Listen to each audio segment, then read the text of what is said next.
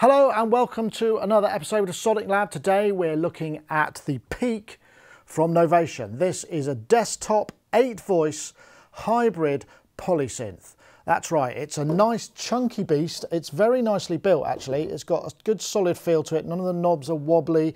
It's got a kind of a pleasingly well built feel. But rewind a second. What is Peak? Peak is a hybrid polysynth. Basically it has analog componentry and it's also got digital componentry. It's been a long time in the making. We heard rumours that there was a polysynth coming from Novation for quite some time, and this is now the result of it. Basically what you have at its heart are 3 identical full range oscillators. These are generated digitally using an FPGA, which is the same sort of technology that you get in some of the Roland synths, but on this sort of scale it's quite unusual. And these are the brainchild of Chris Huggett, who is the mastermind behind such classic synthesizers as the Wasp, the Oscar and various other things. Also did a lot of work on the Akai OSs as well, so he's a fairly smart bloke. As I say, these are digital. There's also 3 digital effects, a chorus, a delay and a reverb, and plus all of the controls such as the 2 LFOs, the 3 envelopes and the mod matrix, which there are 16 slots, are all controlled digitally. The analog side of things is the multi-mode filter, which is, we're told it's actually a state variable filter, but it's actually switchable in modes. It doesn't have a continuously variable shape. This is very similar to the one in the Base Station 2. I think they tweaked the resonance a little bit. The other analog part are the VCAs. So these two are kind of the important factors because you get that kind of indefinable analog quality, which is actually very hard to model effectively. There are also 3 analog distortion circuits in this as well. So we've got pre-filter drive to get that burn into the filter. We've got post-filter drive, which is more of a sort of classic distortion, and then there's a distortion effect as well. Add all of these up and you can get some really sort of stonking, ridiculously over the top stuff, but you can also dial it back and get this kind of subtle stuff as well. Now, one of the big things I was asked about is get it on the scope. Okay, let's start with the sine wave. Nice clean shape.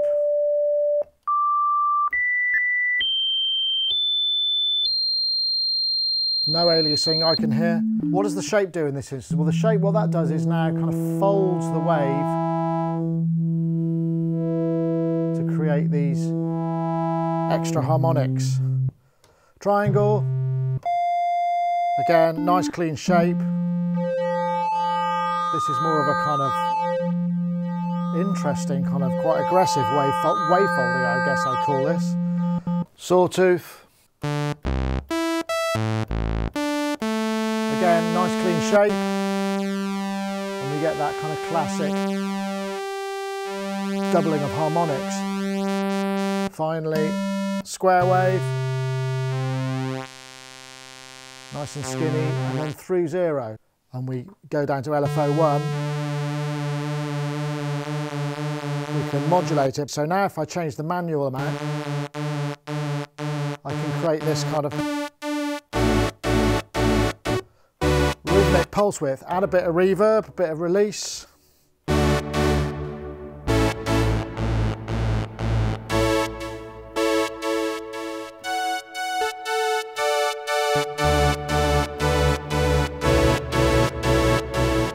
So that sounds pretty nice, and actually I've got the common LFO here, because let's not forget there's actually an LFO per voice here. So if we now come to the wavetable, first one is what's called BS sine, so I'm guessing it's kind of a base station sine. And now if I just drop that in and I show you the wave, we're scooping through the wavetable. Next wave.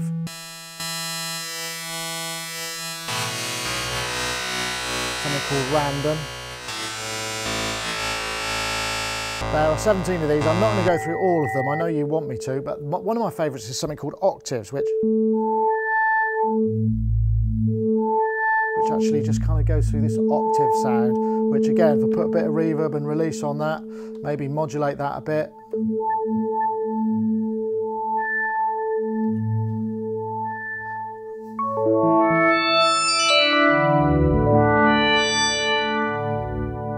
That's quite nice, isn't it? And that's just one oscillator. oscillating through the wavetables. Bearing in mind we've got 3 of these oscillators and they're all able to do exactly the same thing. So you think quite often you go, oh, I'll have another oscillator in there, and then you've still got one more.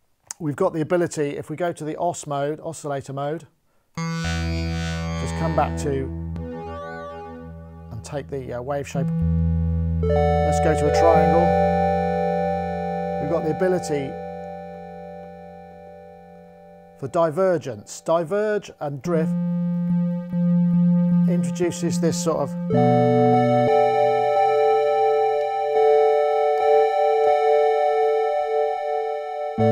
analog style detune. We get it right up there. Starts to sound quite imperfect and perhaps more like a 30-year-old analog oscillator that isn't very well. But if that's the sound you want, a little bit on the edge there, then you can also get that too.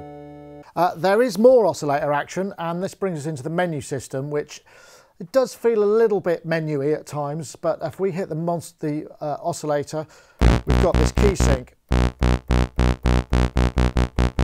And I know a couple of you are asking, does it have that sync? Because sometimes when you're hitting a bass note, if the phase of the wave is not on every time, you get a slightly softer edge. So you can actually come down and turn that on, which gives it a consistency that, you know, it's not that inconsistency in the first place. More on the oscillator, if we go into V-Sync, if we go to oscillator 3, which is the one I'm using, we can basically dial in this V-Sync.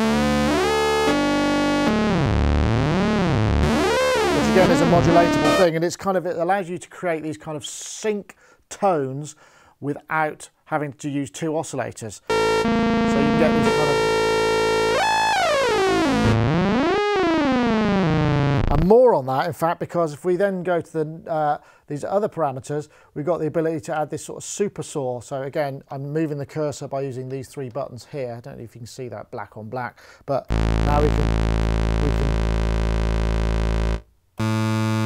detune. We can add this, multiply these oscillators together. So again, this is just a single sawtooth. So we can dial in this kind of detune type of vibe. So plenty on the oscillators there. I mean, they are quite comprehensive, and don't forget you can actually, or you can also fix the pitch of each oscillator and tune it down and use it as a mod source via the mod matrix. So there's quite a lot of possibilities that you can double up with these doing different things. In terms of the sound of them, they do actually sound pretty good, and I'm not hearing any aliasing there. And don't forget, one of the other benefits of having this kind of high clock frequency FPGA way of doing things is you get lots and lots of audio rate modulation possibilities too. So, but in terms of the raw sound of them, they do sound pretty beefy. I mean, they are missing that slight analog edge, but it's a very close run thing. So, I mean, they've obviously done a lot of work on these, and they don't just sound like your kind of bog standard virtual analog stuff. There's a little bit more depth to them than that. And let's not also forget, we can go into voice mode, we can go to mono mode, and then we can dial up to 8 voices of unison with detune. So now all 8 voices are triggering, and then unison spread, wait for it, get that really massive wide stereo. But then let's just bring up the other oscillators.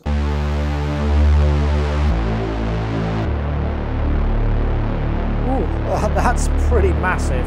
I mean, yeah, you're using basically 24 oscillators to get that, but that's without any V-Sync or unison detune, saw detune on those individual oscillators. That's just no filter. Pretty massive, right? So I know I'm concentrating quite a lot on these oscillators, but in fact, these new Oxford oscillators, as they're called, are kind of what are at the heart of Peak. So if we just take a look at the mod matrix here, I've got, in my first slot, I've got FM of oscillator 3 to oscillator 1. We're only listening to oscillator 1 here, so now if I dial in the amount,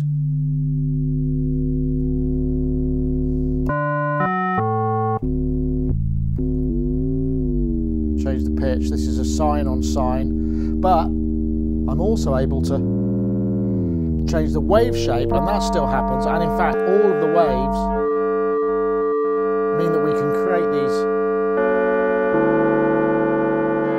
much more intriguing kind of sound, and that works for the wavetables as well.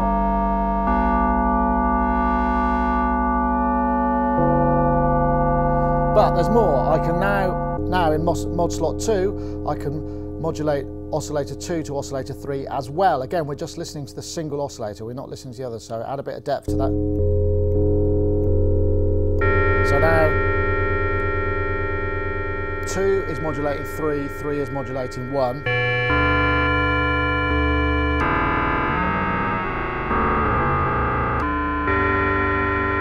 And again, we can change the wave of that oscillator as well.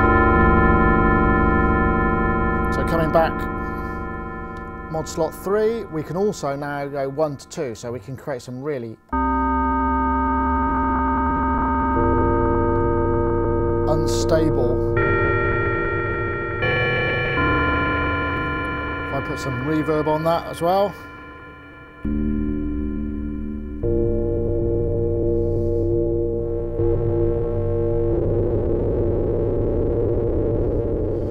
See that we've got the ability to create these really complex modulations when we're bringing in all of those waveforms and the wave shapes and the wavetables into that equation. So yeah, quite a lot you could do. And remember, you can fix the pitch of these oscillators so you can have a constant modulator, so the overtone is fixed if that's what you want as well. Okay, so let's crack on with the filter. As we see here, we've got a multi-mode. This is a state variable filter, but with state variable filters such as the Oberheim, you've generally got a movement between, you know, low pass, band pass and high pass. On this guy, we've just got switchable modes, low pass, high pass, band pass, and we've got 12 and 24 dB, 2 and 4 pole. So let's start with just a straightforward sawtooth, a single oscillator through a 4 pole with no resonance.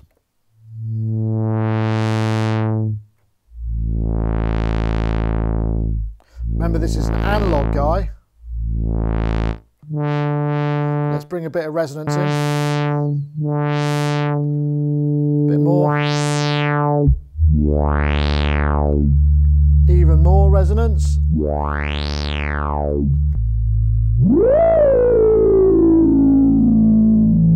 And we get those nice sort of broken but very musical harmonics. Add a bit of drive in. 50% drive. No drive. 50% drive.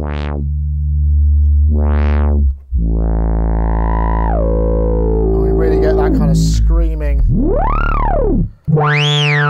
almost sort of 303 like filter. Let's just take that back a bit, go to 12 dB filter.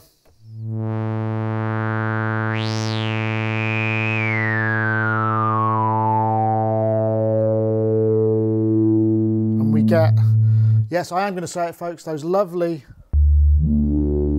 sing-song harmonics. Add some drive in there.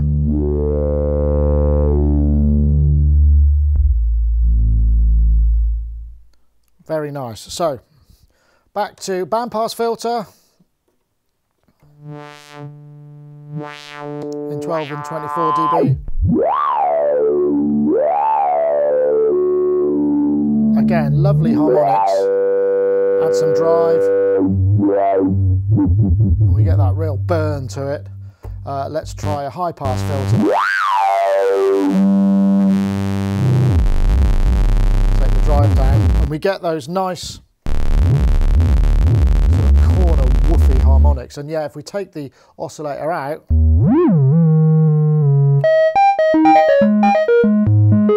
we can play the filter, and that's all well and good. Back into 2 pole, decent resonance.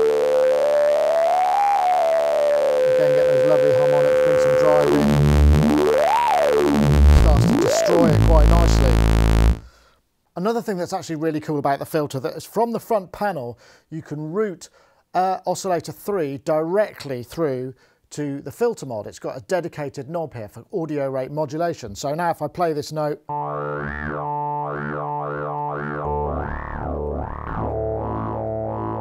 I get that kind of filter mod, kind of vowel-y type sound straight from the front panel. And of course I could choose any wave that I want. And they'll all have any wave shape as well. So they all have a slightly different characteristic. So that audio rate mod right up to the high footage of that oscillator will route directly to the filter. One thing I will say is sometimes when you're creating these sort of wonderful modulated filter sounds, sometimes it feels like you could do with a second filter to filter some of those harmonics down to get even more complex, like you do get with some soft synths. But I understand why that's not the case. Maybe sometime in the future when there's maybe a super peak or a twin peak or something like that, you could have that additional feature. But that's more like a kind of a wish list rather than a shortcoming. So with this little 2-pole highly resonant filter pad sound, which is very pleasant, I can now dial in the routing by using the switch here. So I've got a dedicated pot, positive and minus. So I'm going to add a lot of amplitude envelope filter mod.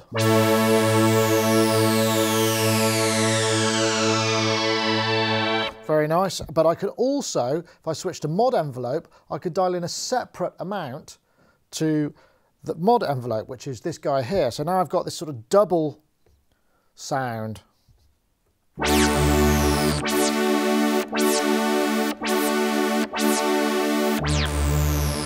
they're both sort of joined together. So the main filter envelope is this one, but then this additional filter envelope is the mod envelope.